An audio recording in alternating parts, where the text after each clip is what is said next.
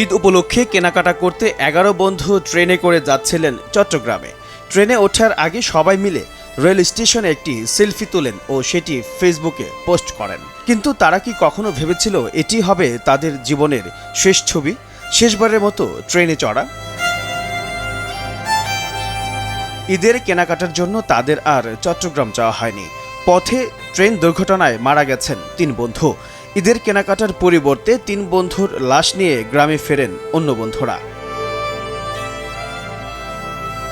৫ April শুক্রবার সকাল ৮:১৮টার দিকে ফেনীর ফাজিলপুর রেল স্টেশন ও মহুরীগঞ্জ রেল স্টেশনের মধ্যবর্তী স্থানে এই দুর্ঘটনা ঘটে।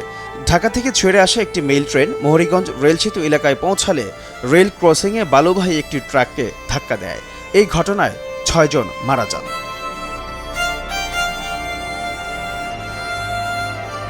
নিহতরা হলেন বরিশালের উজিরপুর উপজেলার কাউয়ারাকা গ্রামের আবুল হাওলাদারের ছেলে ট্রাক চালক মোহাম্মদ মিজান, কুমিল্লার লাকসামের মনোহরপুর এলাকার আমির হোসেনের ছেলে আবুল খায়ের, তার ছেলে আশিক, চৌদ্দগ্রাম উপজেলার চিওড়া ইউনিয়নের শাকতলা গ্রামের ৩ বন্ধু ইয়াসিনের ছেলে সাজ্জাদ, রুহুল আমিনের ছেলে রিফাত এবং আমিরুন্নেসার ছেলে দিন মোহাম্মদ।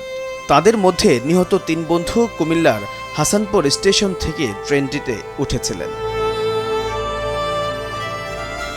নিহতদের এক বন্ধু কেফাতুল্লাহ জানান, ঈদের কেনাকাটা করতে চট্টগ্রাম যাওয়ার জন্য সেহরি খাওয়ার পর আমরা সকলে হাসানপুর স্টেশনে একত্রিত হই। সকাল 7:30টায় ট্রেনে উঠে আমরা 11 জন চট্টগ্রামের উদ্দেশ্যে রওনা হই। ফেনী স্টেশনে যাওয়ার পর আমরা সবাই ট্রেনের সিটে বসে পড়ি। স্টেশন ছাড়ার পর দিন মোহাম্মদ, রিফাত ও সাজ্জাদ ট্রেনের ইঞ্জিনের সামনে গিয়ে বসে। ফেনীর ফাজিলপুর এলাকায় একটি বালুর ট্রাকের সাথে ট্রেনটির ধাক্কা লাগলে এতে আমাদের ৩ বন্ধুসহ কয়েকজন নিহত হয়। পরে ট্রেনটি একটু সামনে গিয়ে দাঁড়িয়ে থাকলে আমরা নেমে পড়ি এবং স্থানীয়দের সহযোগিতায় একটি মাইক্রো বাসে করে ৩ বন্ধুর লাশ বাড়িতে নিয়ে আসি।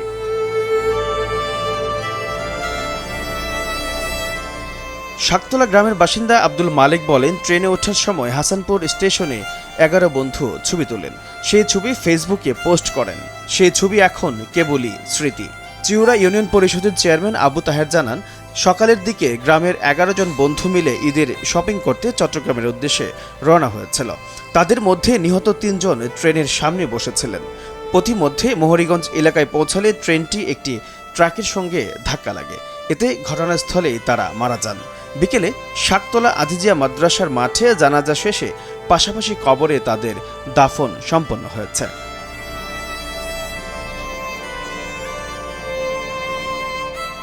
দুর্ঘটনার কারণ অনুসন্ধান ও কারো গাফিলতি ছিল কিনা জানতে চট্টগ্রামের পূর্বাঞ্চলীয় পরিবহন কর্মকর্তাকে আহ্বায়ক করে 5 সদস্যের একটি তদন্ত কমিটি করা হয়েছে। এছাড়া গতকাল রাতেই এই ঘটনায় ওই রেলগেটের 2 গেটম্যানকে আসামি করে লাকসাম জিআরপি থানায় একটি মামলা হয়েছে। ফেনীর পুলিশ সুপার জাকির হাসান বলেন, ঘটনার সময় দায়িত্বরত গেটম্যান অনুপস্থিত ছিলেন বলে রেল পুলিশ থেকে জানতে পেরেছেন। এ বিষয়ে আইনগত ব্যবস্থা নেওয়া হবে।